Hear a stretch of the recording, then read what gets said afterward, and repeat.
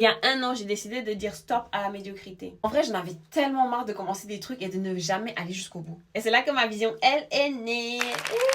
Dis-moi, est-ce que tu t'es déjà demandé pourquoi tu n'arrives jamais à tenir tes engagements sur le long terme? Genre, pourquoi tu commences des trucs, t'es super motivé, mais tu finis toujours par abandonner? Moi aussi, j'étais comme ça. Pleine d'ambition, plein d'idées, plein d'objectifs. Mais au final, j'étais toujours bloquée. Et c'est en réalisant mes vieux journées intimes il y a 1 an que je me suis rendu compte que mon problème, c'était pas forcément mes objectifs, mais plus mon identité. En fait, j'essayais de réussir en étant toujours la même personne qui doute, qui procrastine, qui a peur. Mais c'était juste pas possible de réussir comme ça. Non. Du coup, j'ai décidé de changer un truc. Et je me suis dit, et si j'agissais comme la femme que je veux, que je rêve de devenir? Tu vois le truc ou pas?